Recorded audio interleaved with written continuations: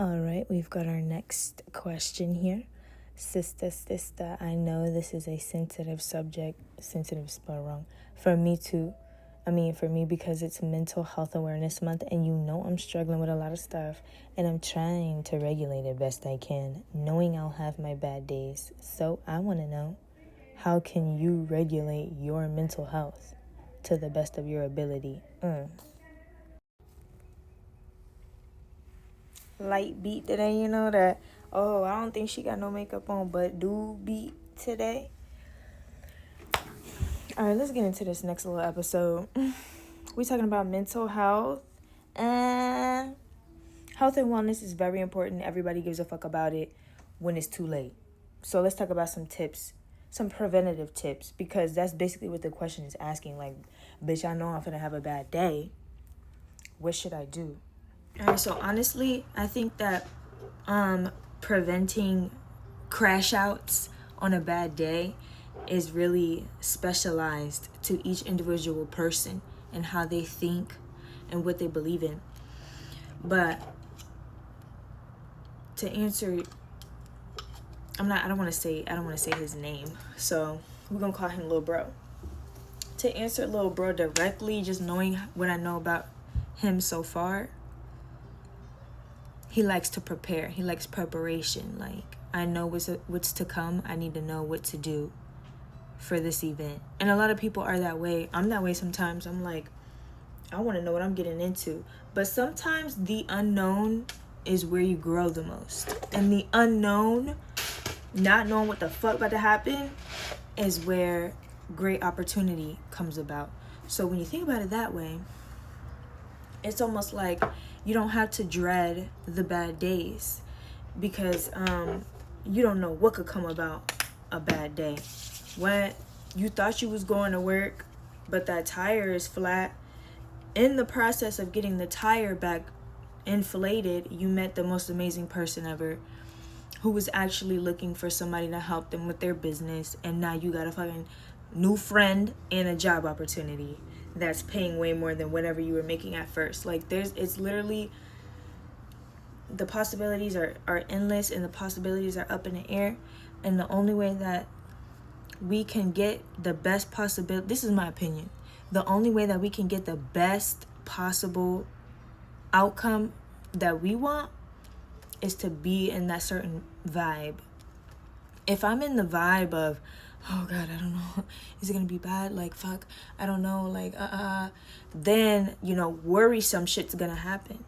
But if you're thinking like, everything that happens in my life for me is for me and for the better of me and to get me where I want to go.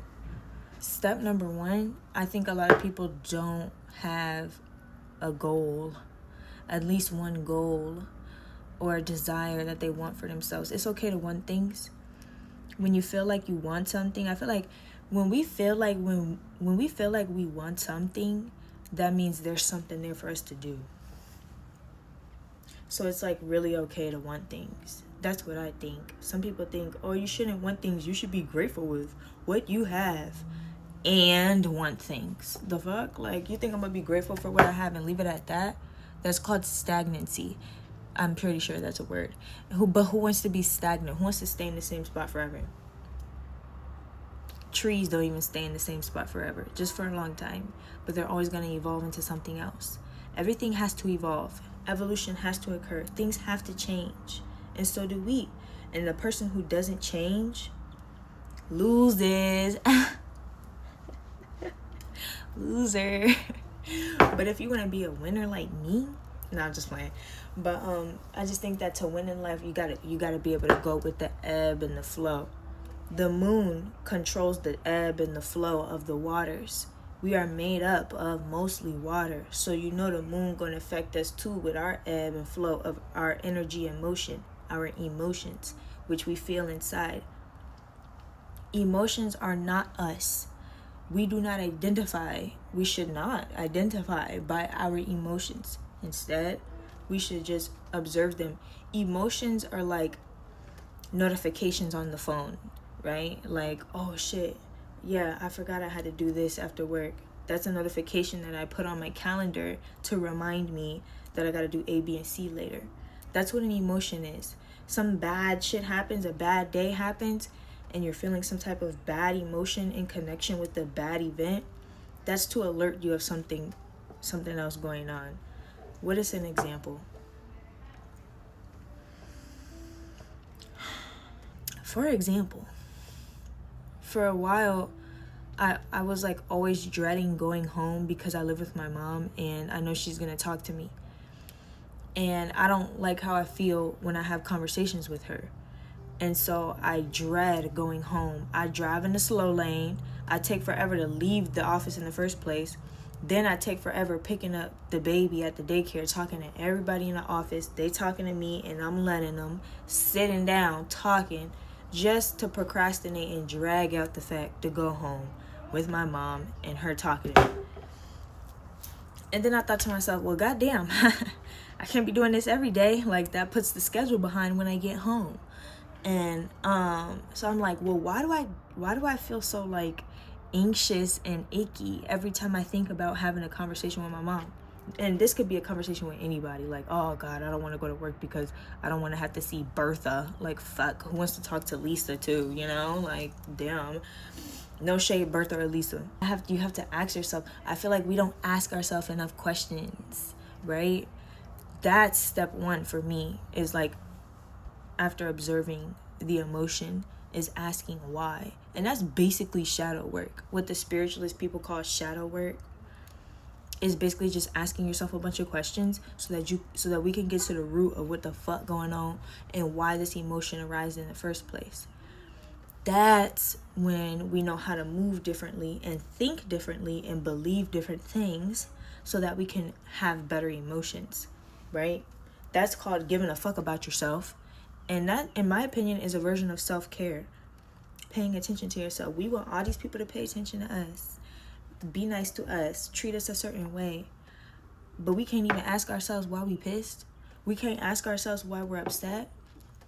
We can't ask ourselves why we're anxious about something. Like, we need to give ourselves more attention as humans in general.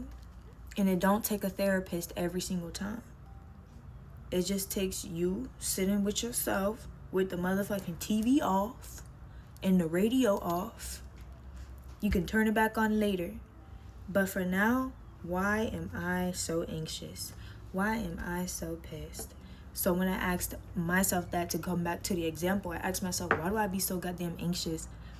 And I'm like, because she's rude, she's mean, and she be little girling me because I'm her daughter. She seen me from birth till today, used to wipe my shitty ass. So she thinks that she can say whatever she wants to say to me and it can come out however. She don't have to sugarcoat it like she do her little coworker. She just feels like she could be her true, authentic, mean, bitchy self with me because whatever reason. So that made me think, okay, well, if she feel like she could be herself with me, that lets me know I could be myself with her. So I've been a little bit more myself with her. At first, I would think one thing about how to respond to her and then say something different just to like spare her feelings and to be respectful as possible. But now I transitioned into, I'm going to think my initial thoughts, and then the way that I say it is going to be respectful, but I'm not sparing your feelings, right? Because the way that she treated me let me know we don't have to spare each other's feelings. We could be real. We could be ourselves. And she, in my opinion, be disrespectful to me. But just off the simple fact that she's my mom, I'm not going to be disrespectful intentionally to her. So I do be mean and rude sometimes with what I say. And she'll be like, why you being so rude? Why you being so mean? I'm not being disrespectful, though. I'm just being honest. I'm being logical. I'm telling you what I'm thinking or whatever. You came up talking to me. I didn't come up to you with this. You came talking to me, and this is my response. Do what you want with it. And then I could feel the dynamic change within myself. Like, now I don't want to drag out going home. I'll go home. What? 5 o'clock? Matter of fact, let me take a short lunch break so I could leave at 4:30. And then let me wrap it up in the office. All right, y'all, bye. All right, I'm out. We leaving. We going home. So I can go home and do what I want to do instead of being so hyper fixated on the fact of, oh, I don't want to go home and talk to her type shit. So I had to just change my frame of thought. And the only way that I personally can change my frame of thought is by answering some questions. I got questions. I need to know. I need some more information. I need to know where this is coming from. Understanding, observing the emotions, the thoughts, the beliefs, understanding the emotions, thoughts, and belief through questions, and then deciding to think and believe and feel something different. That's it. That's the trio. Observing, understanding, and deciding. Sorry, I'm just coming up with this shit. Like, this is not written down. I don't outline. You know what I'm saying? Like, but yeah, I think that's a good way to be as prepared as possible for upcoming bad days. And I think that's a great way to check mental health, to check in, is to ask yourself questions. Because you go to a therapist, that's what they do. They listen to you speak and they ask you questions, like as if they give a fuck. They're getting paid. They're being paid to give a fuck about you. But you are you. So you can give a fuck about yourself for free.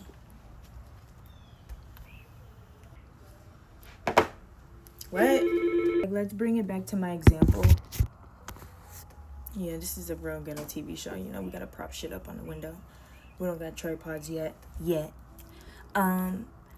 So to bring it back to my example, I just had to think real quick. Like, I want people to treat me a certain way. I want them to treat me kindly, like, fairly, and we need to just be cool. Like, if you can't just be cool, I'm most likely not gonna be around you for long. And definitely not gonna be around you voluntarily. Like, just be cool. And then I thought, well, being anxious and nervous and dreading going home to have to interact with my mom is not being nice to myself, because I'm making myself feel all these disgusting emotions. I have energy at all times, right? Everything has energy at all times. But then when we move that shit, when it moves, when it's in motion, when it's a full-blown emotion, that happens because of whatever we're thinking. And we think a certain way, we gather certain thoughts, we download certain thoughts based upon what we believe, what we've experienced, and what we already know. So our paradigm is limited, in a sense, to what we've experienced, what we know, and what we believe. So if we want to think other thoughts and we want to think better thoughts, then we have to expand the paradigm that we have. We have to have different beliefs, maybe change them a little bit. Some of us are walking around with the same beliefs from 2001. Are you walking around with the same phone from 2011? Let alone walk around with the same beliefs from when you was 5. Like, I kind of look at it like that. Like, bitch, you're grown now. Can we think something else? Like, you're grown now. You don't have to think the same way that you thought when you was 5. You're fucking 28 with a few kids. Like, let's switch it up. And I think that can help, right? Just recognizing where we at right now, and where do we want to go. Everything in between is everything in between, but where are we at and where do we want to go? That's the main focus anybody should ever be thinking about. And bad emotions, when they pop up, it doesn't define where we at, and it doesn't define where we go. It only lets us know what we should be thinking about so that we can go where we want to go. And if you don't know where you want to go, write that down. And just know that anything that unfolds and happens in your life up until you get what you want, it is for that. I'm actually at work, and now my boss just showed up, so we're going to end the episode, and I'm going to make another one soon enough. Stay amazing, and I love you.